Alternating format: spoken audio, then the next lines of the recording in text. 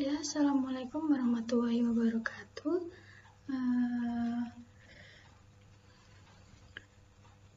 Halo teman-teman sekalian. Pada kesempatan kali ini saya akan menjelaskan tentang Neighborhood Planning for Community Development atau perencanaan lingkungan untuk pengembangan komunitas atau pengembangan suatu masyarakat.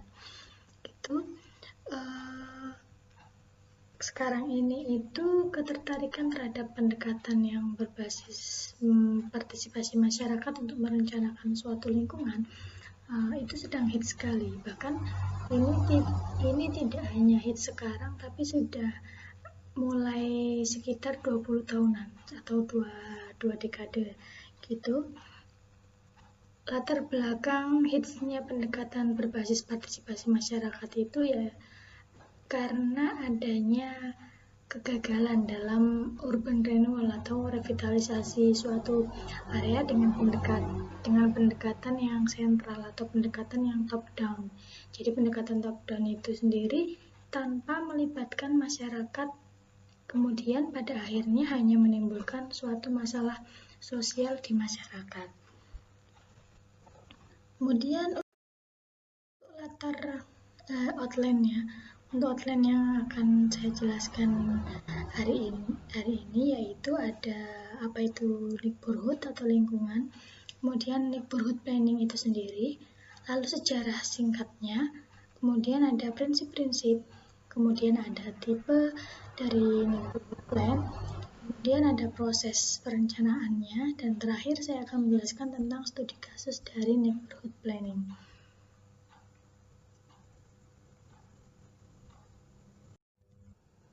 Nah, apa itu neighborhood?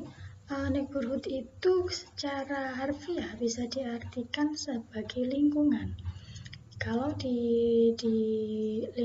luar negeri, neighborhood itu adalah area dengan radius optimal berjalan kaki sekitar 5 menit atau setara dengan 1/4 mile atau 400 meter, itu teorinya ya. Tapi neighborhood ini bisa berarti suatu lingkungan tempat tinggal atau suatu lingkungan tertentu gitu ya. Kalau di Indonesia bisa jadi adalah lingkupnya mungkin bisa RT, RW atau desa, bahkan bisa lebih luas lagi, itu juga bisa disebut dengan lingkungan gitu.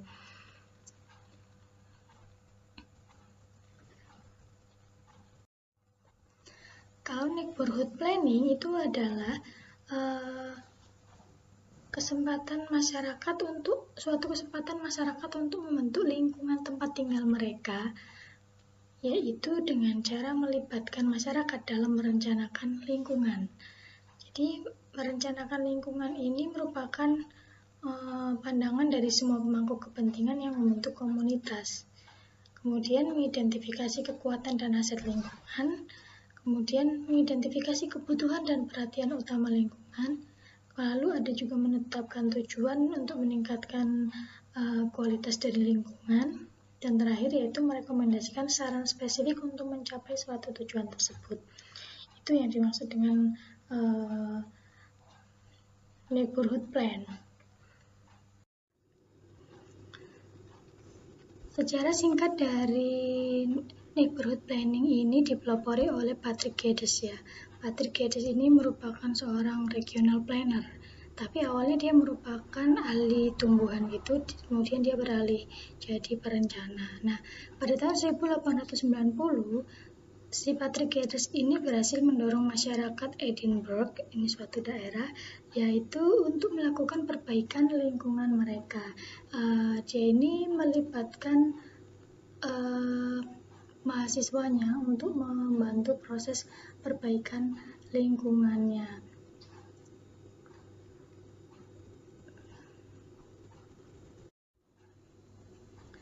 Kemudian pada sekitar tahun 1909 itu ada tokoh yang namanya Charles Mumford Robinson. Jadi dia ini menulis suatu artikel di surat kabar. Kemudian artikel tersebut menjadi terkenal sekali. Nah, dalam artikel tersebut dia menjelaskan tentang urgensi dari penataan lingkungan, karena pada waktu itu industri itu sedang berkembang, kota-kota industri itu sedang berkembang, namun lingkungannya itu tidak diperhatikan, sehingga dia mengkampanyekan suatu gerakan yang disebut dengan City Beautiful Movement, yaitu gerakan mempercantik kota. Mempercantik kota ini bagaimana? Dengan membangun secara fisik area perkotaan tersebut. Ini gerakan City Beautiful Movement ini didukung oleh banyak organisasi dan institusi. Kemudian bersama dengan masyarakat, gerakan ini itu mendorong pemerintah lokal untuk meningkatkan lingkungannya. Itu apa saja yang ditingkatkan, itu terkait layanan kebersihannya, membangun bangunan-bangunan simbolis seperti itu. Kemudian ada juga taman-taman yang meningkatkan kualitas hidup penduduk setempat. Lalu prinsip-prinsip dari neighborhood planning itu yaitu yang pertama ada neighborhood planning ini merupakan pendekatan berbasis tempat ya, karena dari awal sudah menyebutkan bahwa ini adalah neighborhood atau suatu lingkungan. Jadi ini merupakan pendekatan berbasis tempat yang digunakan untuk meningkatkan kualitas hidup dari orang-orang dalam tempat tersebut. Kualitas hidupnya meningkatkan kualitas hidup, berarti kualitas hidup menjadi lebih baik lagi. Seperti apa kualitas hidup yang lebih baik? Contohnya misalkan public transport yang lebih baik, pendapatan masyarakat yang lebih baik, rumah yang layak. Nah, itu adalah suatu peningkatan kualitas hidup. Bisa jadi hal yang lainnya jadi menjadi ke arah yang lebih baik lagi. Kemudian prinsip yang kedua yaitu diarahkan atau dipimpin oleh masyarakat dalam setiap prosesnya. Setiap prosesnya itu yaitu termasuk analisis situasinya, kemudian perencanaannya, kemudian desain lingkungannya, dan proses pembangunannya itu diarahkan oleh masyarakat. Yang ketiga yaitu mengakomodasi masyarakat marginal. Masyarakat marginal di sini yaitu masyarakat yang biasanya itu tidak terlibat dalam perencanaan atau sering diabaikan dalam perencanaan, atau mereka memang tidak mau terlibat. Nah, kaum marginal seperti ini itu diakomodasi untuk membuat rencana lingkungan tersebut agar rencana tersebut dapat tepat sasaran atau sesuai dengan isu kritis yang dihadapi oleh masyarakat. Tidak hanya masyarakat secara mayoritas, tapi masyarakat secara minoritas ini juga urun rembuk terhadap perencanaan tersebut. Yang keempat itu adalah menerapkan strategi revitalisasi komprehensif. Jadi yang dimaksud komprehensif ini yaitu meliputi semua bidang, baik itu pendidikan, kesehatan, atau keselamatan publik, kemudian pekerjaannya, dan lain sebagainya. Ini dimaksudkan dalam rangka membangun kembali dasar dari modal sosial pengembangan ekonomi di masyarakat itu. Nah, bagaimana pengembangan ekonomi masyarakat itu dapat terbentuk? Ekonomi masyarakat akan jadi lebih baik jika dari bidang-bidang tersebut diperbaiki atau ditingkatkan kualitasnya. Yang kelima itu ada prinsip pendekatan berbasis aset. Kenapa pendekatan berbasis aset ini digunakan? Karena dalam suatu lingkungan pasti memiliki aset-aset yang dimiliki oleh masyarakat. Nah, pendekatan berbasis aset ini digunakan untuk merencanakan dan memulai program yang dapat meningkatkan aset-aset dari masyarakat itu sendiri, baik itu skill, pengetahuan, atau sumber daya yang dimiliki oleh masyarakat. Prinsip yang terakhir yaitu neighborhood planning itu mengidentifikasi dan mengembangkan kapasitas dari organisasi di masyarakat. Jadi tidak hanya masyarakatnya itu sendiri, tapi ada organisasi di masyarakat itu juga ditingkatkan kapasitasnya. apa yang diidentifikasi dan dikembangkan yaitu kapasitas dari organisasi. Kapasitas itu seperti apa? Bisa jadi pengetahuan atau bisa jadi skill dari organisasi di masyarakat.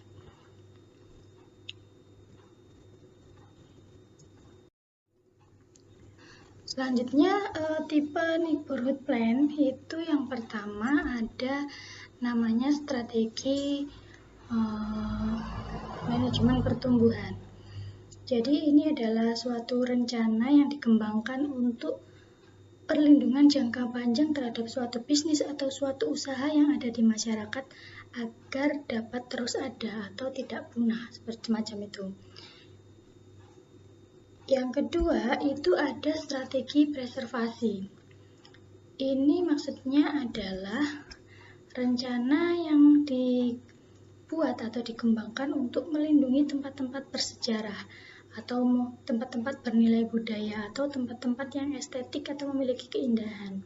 Nah, situs-situs tersebut menjadi pusat identitas dari suatu lingkungan. Namun, situs tersebut terancam dari pembongkaran atau kepunahan atau hal-hal yang lainnya yang mengancam situs-situs tersebut. Kemudian yang ketiga adalah strategi untuk menstabilkan suatu lingkungan. Jadi ini adalah rencana yang dibuat untuk mengurangi atau bahkan meniadakan orang-orang yang migrasi keluar dari suatu lingkungan. Kalau orang-orang banyak yang migrasi keluar dari suatu lingkungan, dikhawatirkan dapat mengganggu kelangsungan suatu lingkungan itu sendiri. Kalau semuanya pergi, ya lingkungan tersebut misalkan bisa jadi mati. Nah, ini adalah strategi untuk mengantisipasi hal tersebut.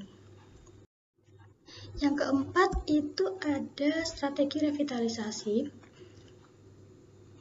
Ini yaitu rencana yang dapat meningkatkan fisik dari lingkungan masyarakat. Selain fisiknya, revitalisasi itu juga membangun kembali dasar dari modal sosial yang ada di masyarakat. Kemudian di sini rencananya itu didesain oleh masyarakat untuk mengembalikan vitalitas dari suatu lingkungan. Yang kelima itu ada strategi recovery pasca bencana. Ini yaitu suatu rencana untuk membangun kembali suatu lingkungan yang rusak atau yang habis terkena suatu bencana alam, misalkan gempa bumi atau tornado atau badai atau banjir atau suatu kebakaran. Itu. Yang terakhir itu ada strategi terkait rencana master plan atau terkait master plan, pembuatan rencana induk gitu ya. Jadi ini merupakan suatu rencana yang terkait dengan desain dari suatu lingkungan atau kawasan dan pembangunan baru dari suatu kawasan tersebut. Seringkali desain atau pembangunan baru tersebut berada pada situs brownfield. Situs brownfield ini situs brownfield ini yaitu merupakan suatu area atau suatu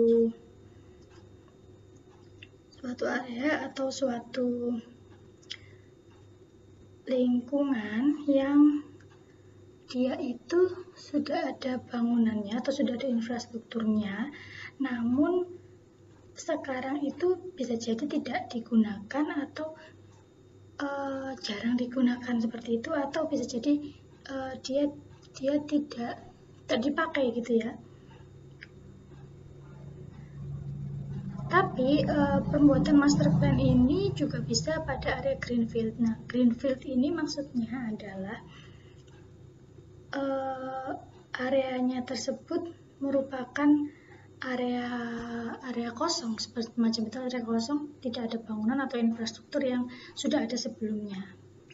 Jadi intinya ini adalah pembuatan master plan gitu, master plan desain dari suatu kawasan atau lingkungan.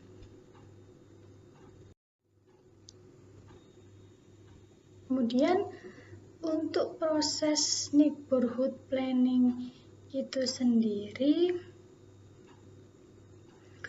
itu melalui 1, 2, 3, 4, 5, 6, 7, sekitar 7 proses ya.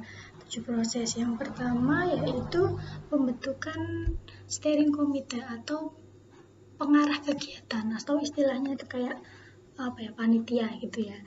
Nah, dalam pembentukan steering committee ini penting sekali, karena untuk sebagai siapa sih orang yang bertanggung jawab dalam kegiatan ini, itu siapa aja yang terlibat gitu. Proses yang kedua yaitu pengumpulan data dan analisis dari data.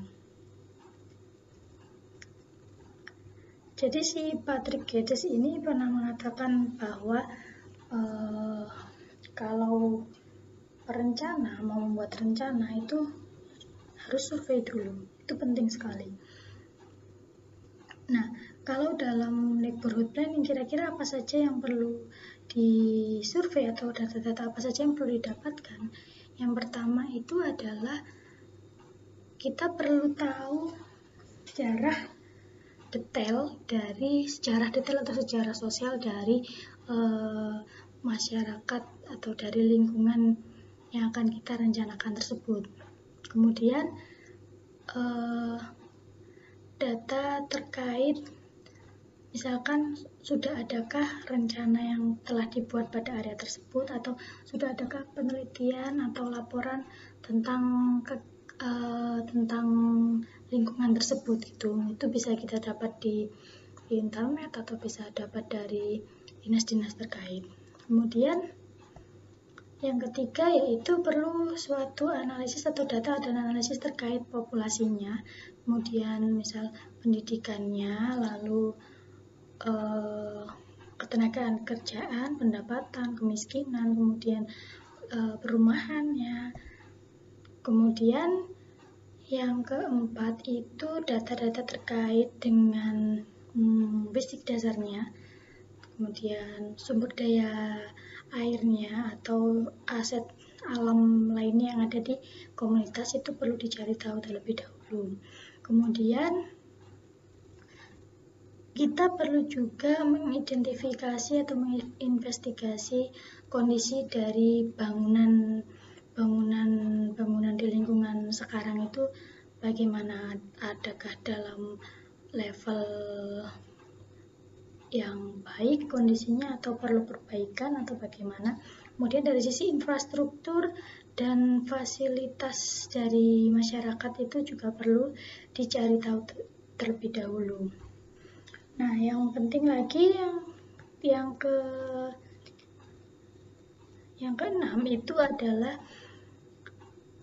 survei persepsi dari masyarakat terkait kondisi existing dari lingkungan mereka. Kemudian arah pembangunan yang diinginkan itu bagaimana, dan proyek-proyek peningkatan apa yang dibutuhkan untuk lingkungan mereka. Itu kira-kira data dan data-data yang perlu didapatkan dan dianalisis. Kemudian setelah memperoleh data itu kira-kira dari data-data atau kondisi yang ada di lingkungan tersebut, mana-mana yang kita tandai, mana-mana yang perlu di preserve atau perlu dijaga, yaitu mana-mana yang memiliki nilai tinggi untuk diselamatkan atau dijaga dari lingkungan tersebut. Kemudian bisa juga ditandai terkait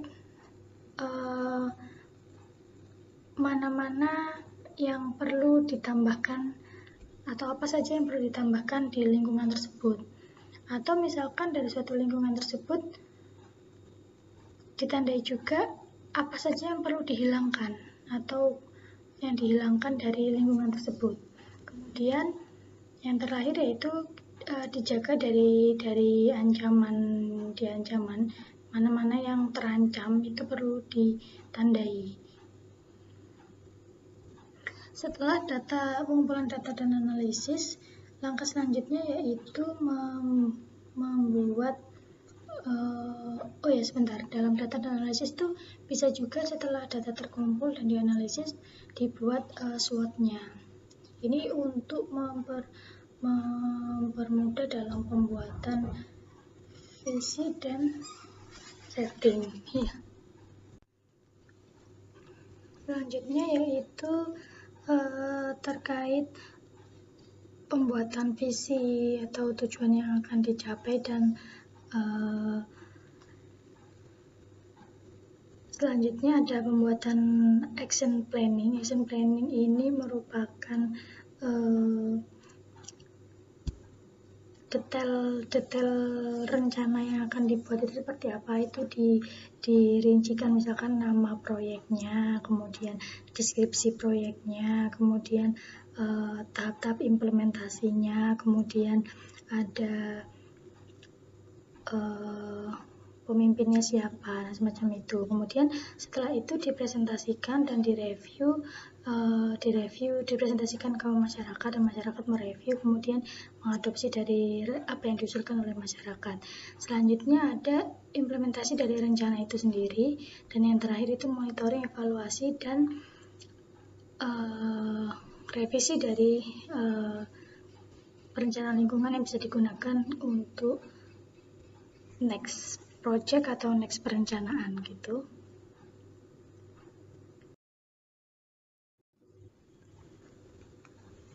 Kita masuk ke studi kasusnya.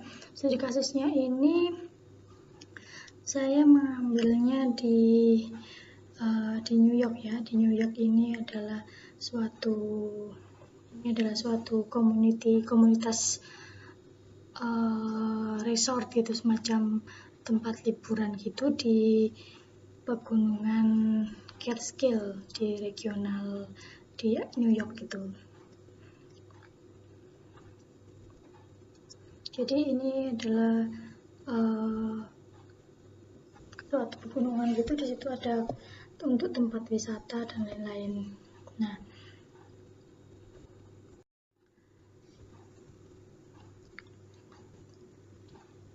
jadi komunitas ini atau masyarakat ini itu sukses untuk membuat suatu strategi pengembangan ekonomi yang komprehensif untuk komunitas mereka. Jadi di sini adalah pembuatan suatu rencana ekonomi, pengembangan ekonominya. Secara umum ini merupakan suatu Catskill Mountain ya. Ini merupakan pegunungan yang lumayan luas. Jadi pegunungan ini memiliki keindahan alam gitu. Nah, kemudian ada masyarakat yang menyediakan suatu resort atau tempat untuk liburan gitu. Nah, bagaimana proses community development di Catskill Mountain Region ini? Jadi dimulai pada tahun 2003, ini ada perwakilan masyarakat dari community resort tadi itu.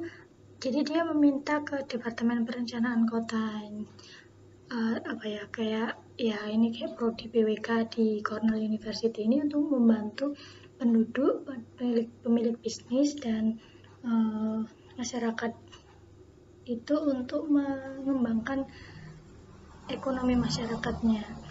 Kemudian pendekatan yang digunakan adalah pendekatan bottom up, dari bawah. Kemudian di sini banyak individu-individu yang sebelumnya tidak terlibat ini didorong untuk berpartisipasi melalui banyak metode. Untuk metode yang mendorong masyarakat untuk berpartisipasi ini sudah saya jelaskan pada minggu-minggu sebelumnya, silakan direview kembali. Nah, itu salah satu atau salah dua atau salah tiga itu bisa digunakan untuk buat masyarakat itu terlibat dalam suatu rencana.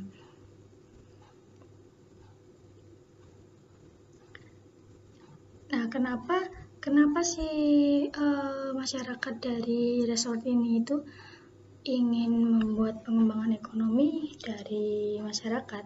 Karena pada area ini itu banyak penduduk yang pergi keluar. Jadi dia meninggalkan area itu, jadi migrasi, semacam migrasi gitu, karena mereka tidak percaya bahwa lingkungan tersebut itu bisa menjanjikan pengembangan ekonomi untuk dirinya begitu. Nah, kemudian oleh karena itu, karena banyak yang meninggalkan suatu lingkungan tersebut, masyarakat yang tetap di situ itu takut kalau lingkungan tersebut menjadi tidak ada penduduknya atau bahkan ditinggalkan oleh penduduknya begitu, sehingga perlu dibuat suatu rencana pengembangan ekonomi agar masyarakat itu bisa tetap mendapatkan pendapatan sehingga tidak pergi keluar dari area tersebut.